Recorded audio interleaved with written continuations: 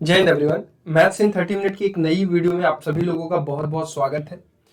एक हमने बड़ा नया प्रोसेस शुरू किया था जिस पर बच्चों का प्यार बहुत ज़्यादा मिल रहा है। बच्चे अच्छा कह रहे हैं कि भैया हाँ, इस वे से हम रिवीजन करने में काफ़ी हेल्प मिल रही है, तो हम लोग इसको कंटिन्यू भी कर रहे हैं। तो आप सभी लोगों से बस यही गुजारिश है कि आप जितनी ईमानदारी से हम आपके लिए काम कर रहे हैं, उतने ही ईमानदारी से आप लेक्चर्स को देखा करिए, रिवाइज किया करिए।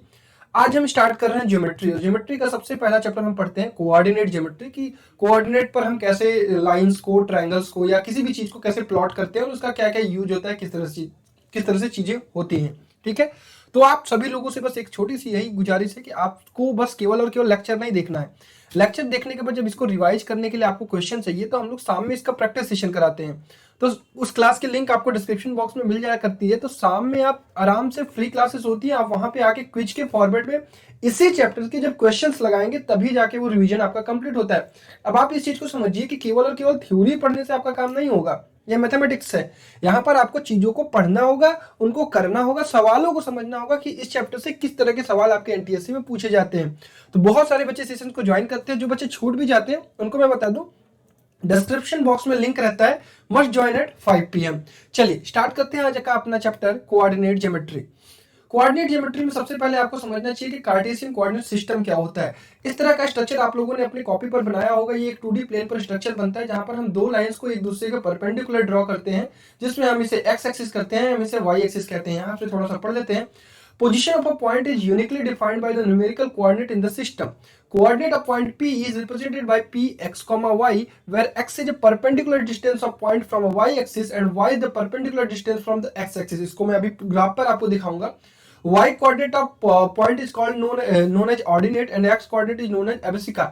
ठीक है, एब्सिसा ऐसे कहते हैं। X axis and Y axis divide the plane into 4 region, जो आपको दिख रहा है 1 2 3 और 4। They are known as the quadrant. चलिए थोड़ा सा इसको और विस्तार में समझते हैं। जैसे मान लीजिए एक आपका कोऑर्डिनेट प्लेन है, यहां पर मैंने एक पॉइंट ले लिया P X comma Y. X comma Y कहने का ये मतलब है कि जो जो आपका ये वाली ये दूरी है, इसे हम वाई ऑर्डिनेट कहते हैं, और ये वाली जो दूरी है इसे कहते हैं एब्सिसा। मतलब इस लाइन से वाई परपेंडिकुलर लाइन से, वाई लाइन से, वाई एक्सिस लाइन से जो परपेंडिकुलर लेंथ है उसे हम कहते हैं एक्स दूरी। ठीक है, यहां से यहां तक की दूरी कितनी है, एक्स है। तो यहां पे हम पहला लिखते हैं एक्स कोऑर्डिनेट। ठीक है, एक्स कोऑर्डिनेट लिखते हैं जिसे एब्सिसा कहते हैं। ठीक है, सिमिलरली हम एक्स एक्सिस से जितना परपेंडिकुलर डिस्टेंस होता है उसे हम कहते हैं ऑर्डिनेट, जो कि वाई होता है। ठीक, तो ये पहले क्वाड्रेंट में आपके जो भी पॉइंट्स होते हैं सभी के सभी क्या होते हैं, पॉजिटिव। कारण ये है कि इधर सारी वैल्यू पॉजिटिव होती है और इधर सारी वैल्यू पॉजिटिव होती है।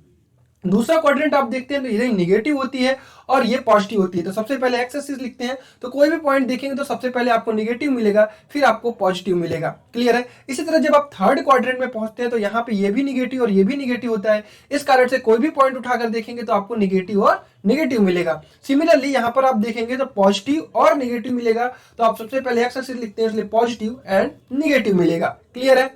तो आपने बेसिकली रिवाइज कर लिया होगा किसी भी पॉइंट को हम कोऑर्डिनेट प्लेन पर कैसे प्लॉट करते हैं। अब इसके आगे पढ़ते हैं जो क्लास 10th में आपको पढ़ाया जाता है, that is distance between the 2 points. जब भी आप किसी भी कोऑर्डिनेट प्लेन पर या नंबर लाइन पर कहीं भी 2 पॉइंट लेते हैं, मान लीजिए आपने एक पॉइंट ले लिया x1, y1 और दूसरा पॉइंट ले लिया x2, y2, तो इनके बीच में पूछी जाती है आपको दूरी बताने के लिए, डिस्टेंस बताने के लिए कि भाई यहां से यहां तक की दूरी कितनी है। तो इसके लिए फॉर्मूला दिया जाता है PQ इज इक्वल टू क्या, इसे कहते हैं हम डिस्टेंस फॉर्मूला। ये होता है अंडर रूट में x2 माइनस x1, या फिर आपकी इच्छा कर रही है तो x1 माइनस x2 का whole square plus y2 minus y1 या y1 माइनस y2 का होल स्क्वायर।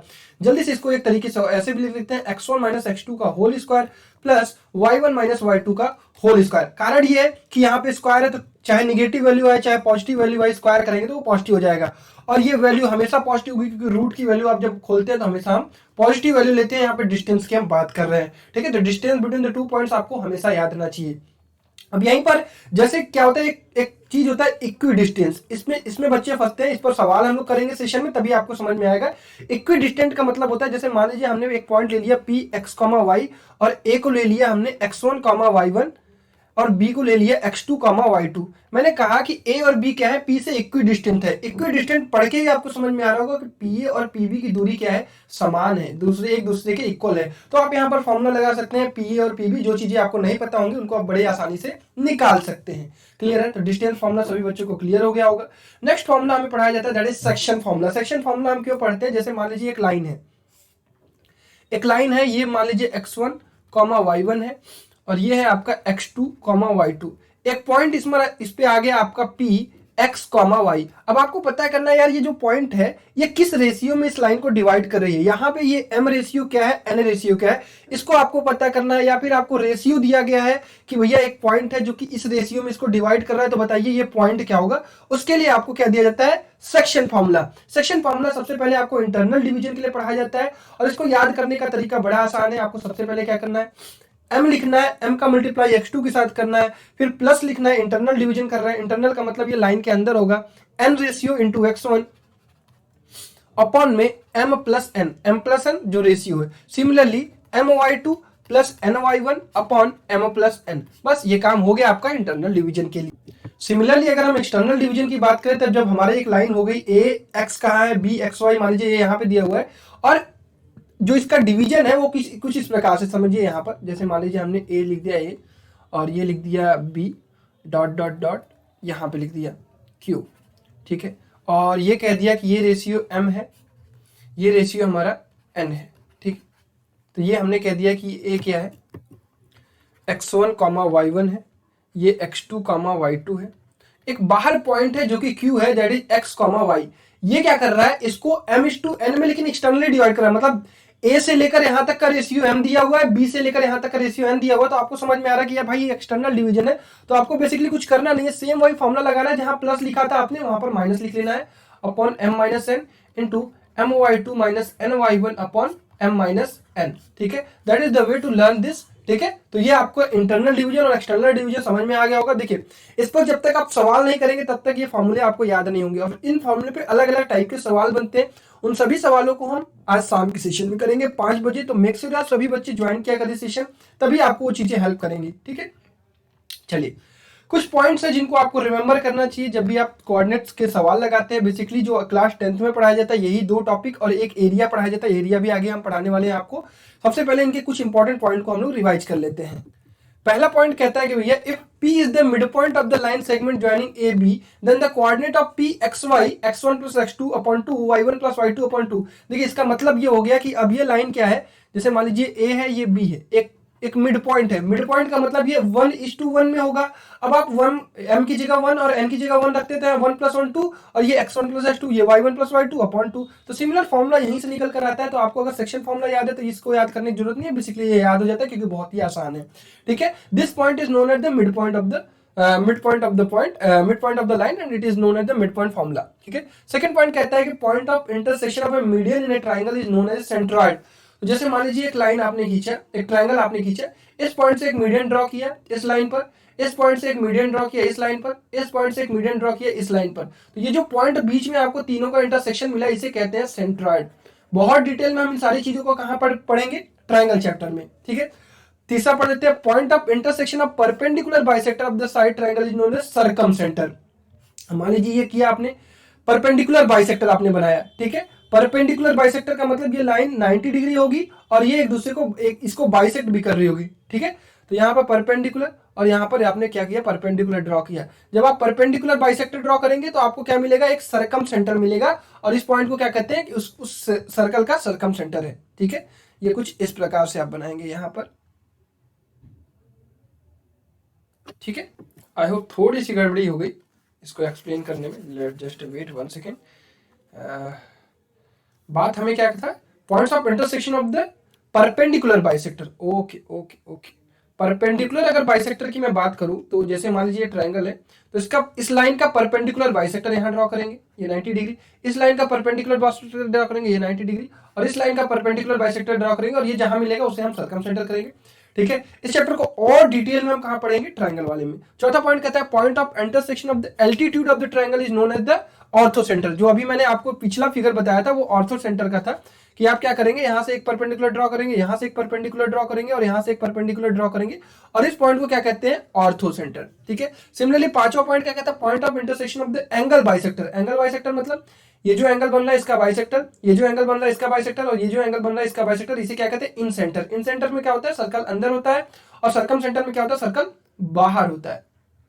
ठीक है, तो ये चीज पॉइंट है। इस पॉइंट, इन सारे पॉइंट्स को हम और डिटेल में कहां पे पढ़ेंगे, ट्रायंगल चैप्टर में। ठीक है, चलिए सेंट्रॉइड जो होता है वो किसी भी मीडियन को 2:1 में डिवाइड करता है। Centroid divide the median in 2:1 applying the section in this we have centroid that is x1 plus x2 plus x3 divided by 3 and y1 plus y2 plus y3 divided by 3। तो आपको अगर centroid का coordinate आपको पता करना है किसी भी ट्रायंगल में, अगर आपको दिया गया है x1 y1 x2 y2 and x3 y3, तो आप पता कर सकते हैं by x1 plus x2 plus x3 upon 3 y1 plus y2 plus y3 upon 3। ठीक है, क्लियर है। आगे बढ़ते हैं। Orthocentre, centroid and circumcentre are the collinear. ये भी याद रखिएगा कि किसी भी ट्रायंगल में ऑर्थो सेंटर, सेंट्रॉइड और सर्कम सेंटर कोलिनियर होते हैं। एंड सेंट्रॉइड जो होता है वो ऑर्थो सेंटर और सर्कम सेंटर को 2:1 में डिवाइड करता है। ठीक है, इसकी डिटेलिंग हम अगर सेंटर ट्रायंगल में पढ़ाऊंगा आपको तो वहां पे ज्यादा बेटर समझ में आएगा। In a right angle triangle orthocentre lies on the vertex containing the right angle.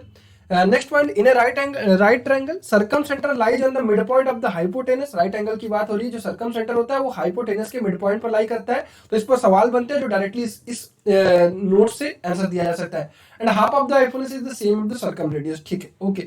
If a new triangle is formed by the joining the mid point of the sides of the centroid, the new triangle will be same as that is original triangle. ठीक है, तो आपको क्या करना है, एक triangle जो है वो इनके मिड पॉइंट से बनाया गया, इनके मिड पॉइंट से बनाया गया। तो the centroid of the new triangle, इस ट्रायंगल का भी जो सेंट्रॉइड होगा वो पिछले वाले ट्रायंगल पे ही लाई करेगा। मतलब जितने भी आप ट्रायंगल बनाते जाएंगे सभी के सेंट्रॉइड कहां पे लाई करेंगे, सेम एक ही पॉइंट पर। ये बढ़िया पॉइंट है, इसको रिमेंबर रखिएगा। ठीक है, चलिए अब आप सोच रहे हैं कि भैया ये कुछ पॉइंट्स हमें बहुत बढ़िया क्लियर नहीं हो पाया। देखिए ये यहाँ पर कोऑर्डिनेट ज्योमेट्री में इतना यूज नहीं होगा, ज्योमेट्री में मैं आपको डिटेल में पढ़ाऊंगा और इस पर सवाल भी लगाऊंगा ट्रायंगल चैप्टर में। ठीक है, चलिए यहाँ पे जो इंपॉर्टेंट है वो मैं आपको बताते चल रहा हूँ। That is most important thing is कि एरिया ऑफ द ट्रायंगल पर आपके बहुत सारे सवाल आते हैं। तो एरिया ऑफ द ट्रायंगल आप याद कर लीजिए। तो किसी भी ट्रायंगल में आपको अगर 3 कोऑर्डिनेट दे दिए गए x1 y1 x2 y2 x3 y3, तो bye using this formula you can find the area of the triangle. तो हाफ लगाना मत भूलिएगा, हाफ x1 फिर उसके बाद y2 माइनस y3, एक बार 1 आ गया तो 2 और 3, अब ब्रैकेट के अंदर हमेशा माइनस और बाहर प्लस रहता है, plus x2 into y3 minus y1 plus x3 into y1 minus y2। इसको याद करने का एक और तरीका ये है कि x1 लिख लीजिए ऐसे, x1 y1 x2 y2 x3 y3 और फिर से x1 y1। ठीक है, फिर आपको क्या करना है, एक डायरेक्शन में जो है वो, एक डायरेक्शन में आपको क्या करना है, पेन को लेना है, मैं बता रहा हूं, just wait 1 second. x1 y2 x2 y3 और y3 x3 y1, ये जो राइट की डायरेक्शन में इस साइड है, लेफ्ट टू राइट है, इसमें हमेशा पॉजिटिव आएगा।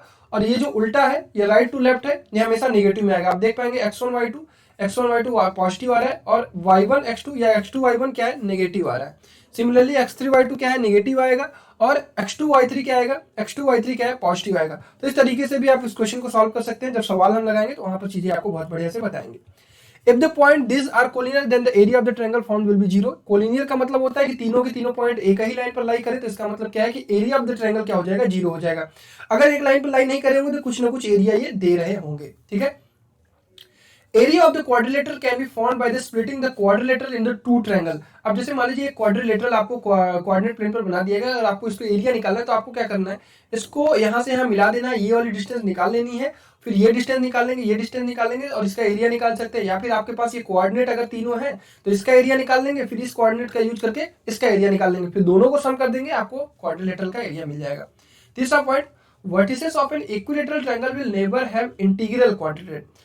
ये इक्विलेटरल ट्रायंगल की एक प्रॉपर्टी होती है कि जो वर्टिसेस आपको मिलेंगे वो कभी भी आपको इंटीग्रल कोऑर्डिनेट नहीं मिलते हैं, वो आपको डेसिमल में या रूट में आपको दिखाई देते हैं। ठीक है, और ये सारे कोऑर्डिनेट की बात हो रही है, नॉट ओनली वन, ऑल, मतलब कि कोई एक न एक आपको इंटीग्रल नहीं मिलेगा।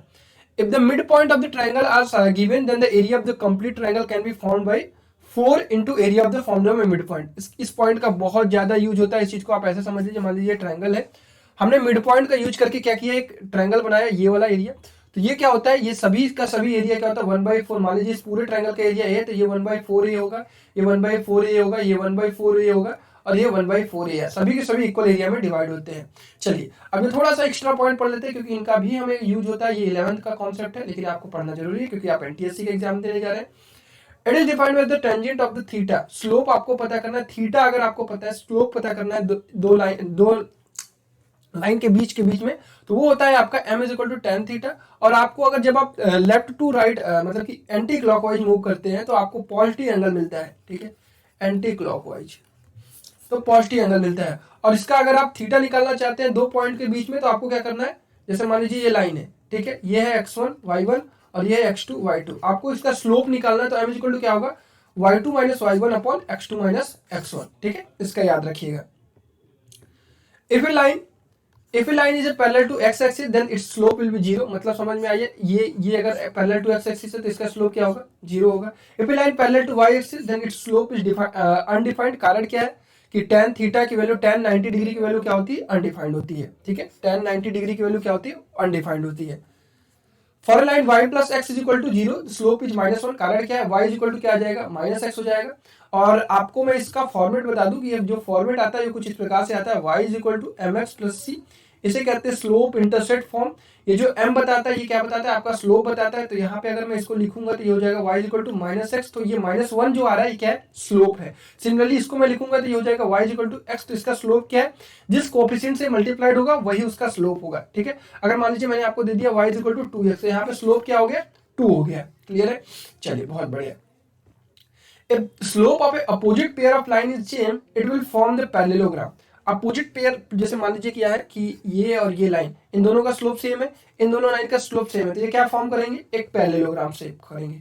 The point where the line cut x axis is known as x intercept and the point where the y axis is known as y intercept. मान लीजिए आपको एक कोऑर्डिनेट प्लेन बना और आपने एक लाइन ये बनाया, तो यहाँ पर जो ये इस लाइन को जो x एक्सिस काट रही है इसे कहते हैं x इंटरसेप्ट, ठीक है, और इसे क्या कहते हैं, y इंटरसेप्ट, ठीक है।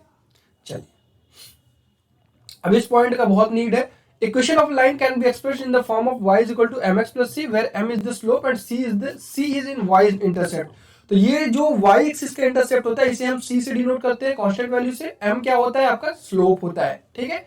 चलिए दो लाइन के बीच का एंगल अगर आपको निकालना है तो दोनों लाइन का आपको क्या निकालना पड़ेगा, स्लोप निकालना पड़ेगा, m1 और m2, and bye using this formula you can find the slope, that is find the angle between two line. इसका स्लोप और इसका स्लोप निकाल लीजिए और आप इस फार्मूला को लगा दीजिए m1 minus m2 upon 1 plus m1 m2, ठीक है, और मॉड में लीजिएगा क्योंकि हमेशा वैल्यू पॉजिटिव लेते हैं tan थीटा की, तो इसलिए क्या आ जाएगा, ये यहाँ पर इससे स्लोप आ जाएगा, ठीक है। चलिए एक सवाल कर लेते हैं, एक सवाल है, इस सवाल को कर लेते हैं। Find the tangent of angle between this line and this. इससे पहले एक पॉइंट ये भी है कि both the lines are perpendicular to each other, m1 into m2 is equal to -1 होता है। अगर आपको दोनों लाइन आपको क्या मिलती है, एक दूसरे के परपेंडिकुलर मिलती है, तो product of their slope is always -1, ये याद रखिएगा, ठीक है। चलिए इसको लगाते हैं। मान लीजिए पहला इक्वेशन लाइन आपको दिया गया है 2x minus y is equal to -1, या फिर इसको और अच्छे सॉल्व करते हैं तो y इज इक्वल टू क्या हो जाएगा, 2x प्लस 1, ठीक है। और ये दूसरा इक्वेशन हो गया 2y plus 1 is equal to 0, तो यहां से क्या है, 2y is equal to -1। Similarly आप लिख सकते हैं y is equal to 0x minus 1/2, ठीक है। तो यहां से m1 की वैल्यू क्या आ रही है, 2 आ रही है, और m2 की वैल्यू क्या आ रही है, 2 आ रही है, 0 आ रही है। तो अगर आपसे क्या पूछा जा रहा है, टेंजेंट ऑफ द एंगल पूछा जा रहा है, तो tan थीटा निकालना है, तो ये हो जाएगा m1 minus m2, m1 minus m2 upon 1 plus m1 m2, ठीक है। अभी क्या हो जाएगा, 1 अपॉन m1 माइनस m2 करेंगे तो 2 माइनस 0 अपॉन 1 प्लस 2 इंटू 0, तो ये कितना आ जाएगा आपका 2 अपॉन 1, तो ये हो जाएगा 2। तो tan थीटा की वैल्यू क्या आ जाएगी आपके पास, 2 आ जाएगी। आई होप आपको जो मैंने मेजर पॉइंट समझाने की कोशिश की वो सभी समझ में आए होंगे। देखिए बेसिकली मैं फटाफट से आपको रिवाइज कर देता हूँ कि जो कौन सी चीजें ऐसे जो बेसिक है, जो आपको एकदम जरूरी आनी चाहिए। पहली चीज कि आपको कार्टेशियन सिस्टम पे पॉइंट्स प्लॉट करने आने चाहिए, बढ़िया तरीके से डिस्टेंस निकालना आना चाहिए, इक्वल डिस्टेंस पर बहुत सवाल आते हैं, सेक्शन फॉर्मूला पे डेफिनेटली सवाल आ जाते हैं, और एक्सटर्नल डिवीजन पर सवाल बहुत कम आते हैं। कुछ पॉइंट्स जो आपको पता होने चाहिए, और ट्रायंगल्स के जो मेन पॉइंट है इसको मैं फिर से रिवाइज कराऊंगा ट्रायंगल चैप्टर में, तो don't worry for that thing. Area of the triangle definitely आपको आना चाहिए कि इस पर सवाल आते हैं, ठीक है। इसके अलावा स्लोप इंटरसेप्ट फॉर्म थोड़ा सा आपके लिए हाई लेवल का हो जाता है क्योंकि ये 11th में पढ़ाया जाता है, फिर भी आपको थोड़ा बहुत पता होना चाहिए क्योंकि इससे बहुत सारे सवालों को लगाने में हेल्प हो जाती है, ठीक। फिर उसके बाद एंगल निकालने वाला, और ये जो पॉइंट लिखे थे 1 2 3 4 ये बहुत इंपॉर्टेंट है, ठीक है। एंगल बिटवीन टू लाइंस आप आराम से निकाल सकते हैं by using this formula tan theta equal to mod of m1 minus m2 upon 1 plus m1 m2, इससे आप निकाल सकते हैं। एक सवाल भी हम लोगों ने कर लिया है। मैं उम्मीद करता हूं कि आपको क्विकली मैंने 20 मिनट के अंदर ये पूरा का पूरा चैप्टर रिवाइज करा दिया है। इस चैप्टर के पीडीएफ डाउनलोड करने के लिए आप इस टेलीग्राम चैनल पर जा सकते हैं, या फिर आप डायरेक्टली किस पे जा सकते हैं, @rankers NTS से। यहाँ से आप PDF डाउनलोड कर सकते हैं और आप आराम से अपना रिवीजन कर सकते हैं। शाम 5 बजे इस चैप्टर को हम लोग रिवाइज कर रहे होंगे और बढ़िया तरीके से इसके ढेर सारे सवाल लगा रहे होंगे, जिससे आपके जो भी डाउट रह जाएंगे उनको हम वहां पर क्लियर कर लेंगे। ठीक है, तो must join the session. If they ask any code then you can use question 10। ठीक है बच्चों, चलिए वीडियो देखने के लिए बहुत बहुत धन्यवाद। अपना ख्याल रखिए। कल हम पढ़ेंगे lines and angle. Bye bye, take care, love you all and जय हिंद।